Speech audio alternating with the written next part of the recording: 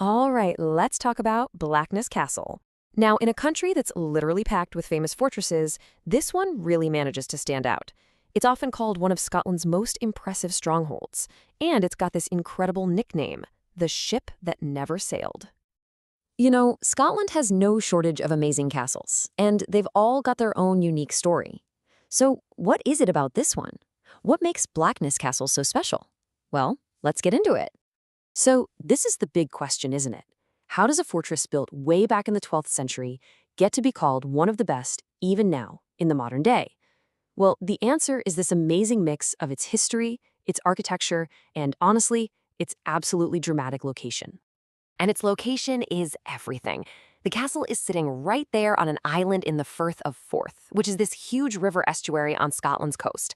And that spot wasn't just chosen for the killer views. It was totally strategic, central to its power for hundreds of years. To really get what this place is all about, you've got to look at how it was literally forged by centuries of Scottish history. We're talking everything from powerful noble families all the way up to the Scottish crown itself. The whole timeline is just fascinating. It started out in the 12th century, built as a stronghold for the super powerful Earls of Fife. By the 14th century, it had been through the ringer, getting damaged and rebuilt over and over during clan wars. Then, in the 15th century, the Scottish crown takes it over and turns it into a royal residence. What a glow-up! Okay, you ready? Let's step inside. We're going to go on a little virtual tour of the castle's most important and, frankly, coolest architectural features. So before you even walk through the gates, you'd notice its style is different. It's not your typical rugged, blocky Scottish keep. It's this really unique blend of Scottish and French Gothic architecture, probably because of the Auld Alliance between Scotland and France. It just gives it this more elegant, detailed look than a lot of other castles from that time. Our first stop inside has to be the Great Hall. I mean, just imagine standing in here. You've got these incredible high ceilings, all these ornate Gothic details. You can almost hear the history echoing off the walls. The big feasts, the royal meetings. This room was the absolute heart of the castle. All right, next up, we're climbing the castle keep. And this isn't some crumbling ruin, you guys. This is a seriously well-preserved medieval tower. You can practically feel the strength in these walls that have been standing for almost 1,000 years. And the reward for making that climb? Oh, it is so worth it. You get these absolutely stunning views of the countryside all around. From way up there, you can see exactly why they built it here. You have a perfect, commanding view over the entire Firth of Forth. And finally, after all that imposing stone, we step outside into the castle gardens. It's such a complete change of scenery. It's peaceful, beautifully manicured, and it just gives you a totally different vibe from the fortress itself. So, okay, the castle has this incredibly deep, rich past, but its story didn't end hundreds of years ago. Let's fast forward a bit and look at its role in the modern world, because its legacy today is bigger than ever. A huge turning point in its modern story comes in 1952. This is the year Blackness Castle was officially named a Scheduled Ancient Monument. That's a huge deal.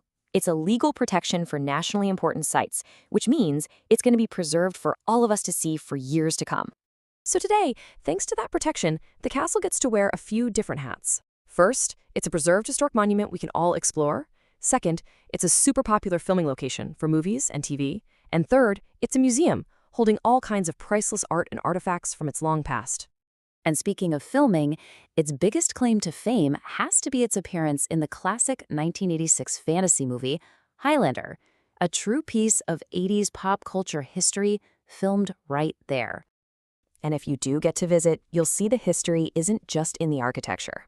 Inside, you'll find incredible collections of paintings, furniture, and tapestries. But there's also the smaller stuff, old coins, bits of pottery, inscriptions that give you a real direct link to the people who actually lived and worked here centuries ago. Okay, so if all of this has you thinking, I have got to see this place, here are a few quick tips to help you plan a trip and experience all this history for yourself. So the great news is the castle's open pretty much year-round. All the key details are right here on the screen for you. My advice? It's always a good idea to just check online before you go, just in case there are any unexpected closures, especially during the winter. And you can absolutely make a full day of your visit. I'd say take a guided tour to get all the stories, then give yourself time to just explore the gardens and grounds. You could even pack a picnic. And, hey, the really charming town of Linlithgow is just a stone's throw away. So, from a royal fortress to a movie star, Blackness Castle is so much more than just another ruin. It's a living, breathing piece of history. And we'll just leave you with this thought. With all those centuries of stories trapped inside its walls, what secrets do you think you'll discover?